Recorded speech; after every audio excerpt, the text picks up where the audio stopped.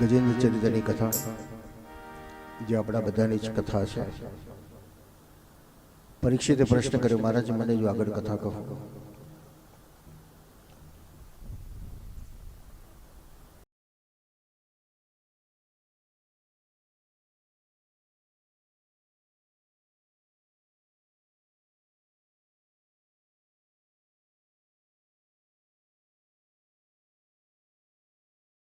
બલિ નામનો રાજા છે. સમ્રાટ બનવું છે, ત્રિલોકનો રાજા બનવું છે. બલિની પાસે બળ છે, એટલે બળથી બધાને કંટ્રોલ કરે. પણ ફરી પાછો સમાજ બળવાન બની જાય ને બલિની સામે વિદ્રોહ કરે. ત્રીજી પેઢીએ સંસ્કાર જાગૃત થાય છે. હિરણ્યકશ્યપના સંસ્કાર પ્રહલાદને ન થયા, હિરણ્યકશ્યપના સંસ્કાર વિરોચનને ન થયા, પણ હિરણ્યકશ્યપના સંસ્કાર બલિ રાજાને જાગૃત થયા. ત્રીજી પેઢીએ પુણ્ય તપે છે અને કહેવત છે ત્રીજી પેઢીએ એનો જ ઘરમાં પાછો આવે છે. કેટલાક વડીલો કે બરાબર તાર દાદા જેવો દેખાય છે, શી ખાતરી નથી દાદો પાછો નથી આવ્યો. કારણ ત્રીજી પેઢીએ એનો જ પાછો આવે છે. નીતિના પુણ્ય પણ ત્રીજી પેઢીએ પરિપક્વ થાય છે અને અનિતિનું પાપ પણ ત્રીજી પેઢીએ પતન દુઃખ કરાવે છે. બલિ રાજાને સંસ્કાર જાગૃત થયા માટે ત્રિલોકનો રાજા બન્યો છે. આજે બધાને મહાન બનવું હશે, પણ કેવી રીતે બનવું એ નથી આવડતું. શોર્ટકટમાં જાય, બળથી જાય, લાલચોથી લાય, પણ એ મહાન નથી બની શકાતો. અહંકાર અભિમાનથી માણસ મહાન નથી બનતો, પણ નમ્રતા અને વિવેકથી એ મહાન બની શકે છે. બલિ રાજાએ વિચાર કર્યો કે સમાજને બળવાન કરનારો કોણ છે? તો બ્રાહ્મણ છે. સમાજનો આગેવાન બ્રાહ્મણ છે, જે સમાજને સાચું માર્ગદર્શન આપી શકે છે. બ્રાહ્મણ પોતાના જીવન નિર્વાહની ચિંતા નથી કરતો, પણ સમાજનું કલ્યાણ થઈને સતત ચિંતા કરતો હોય છે.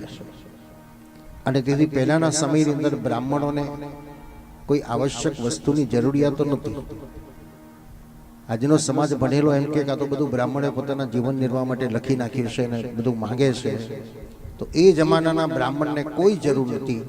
જંગલમાં રહેતો હતો, પોતાની જાતે ઝૂંપડીમાં રહીને ખેતી કરીને ફળફળાદી લઈને બાળકોને ભણાવતો હતો અને પોતે ભણતો હતો. એ સમયમાં જે લખેલા શાસ્ત્રોમાં એમાં બ્રાહ્મણનો કોઈ સ્વાર્થ નહોતો. બ્રાહ્મણ સર્વસ્વ અર્પણ કરનારો હતો. અને તેથી સમાજને શસ્ત્રો, શાસ્ત્રો, પાકશાસ્ત્રો બધું જ પ્રકારનું જ્ઞાન એ ભણાવતો હતો. અને એ વિદ્યાર્થી જ્યારે સમાજમાં આવે અને ત્યારે બળવાન સમાજને બનાવતો હતો.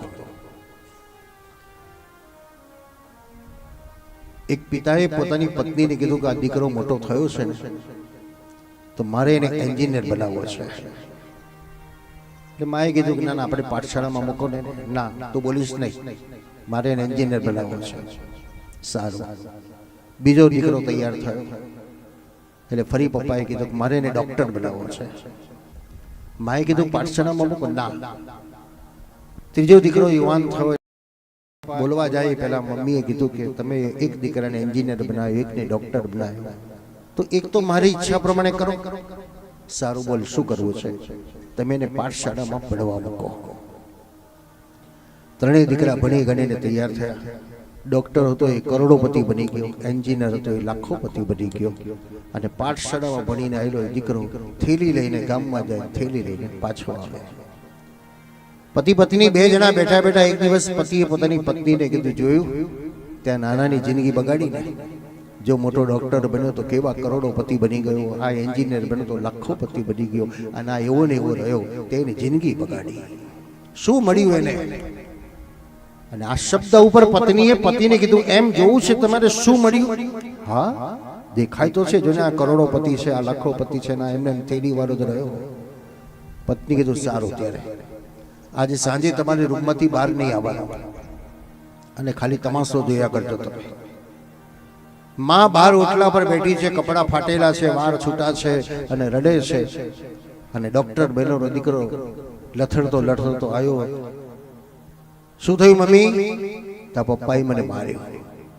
અને ડોક્ટર બનો દીકરાના મુખમાંથી અપશબ્દો નીકળવા લાગ્યા. એ ડોસલો તને મારે, આમ છે ને તેમ છે કરી.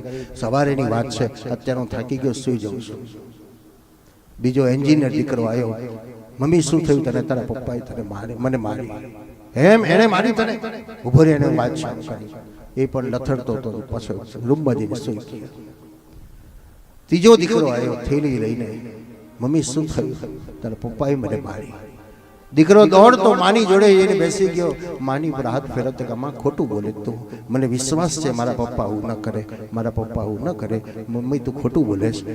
તે મને એક વાર કહ્યું ને તું બીમાર પડી ત્યારે મારા પપ્પાએ કેવી તારી સેવા કરી હતી. આટલું તને ચાહનાર પપ્પા તને ન મારે, પપ્પા તને ન મારે.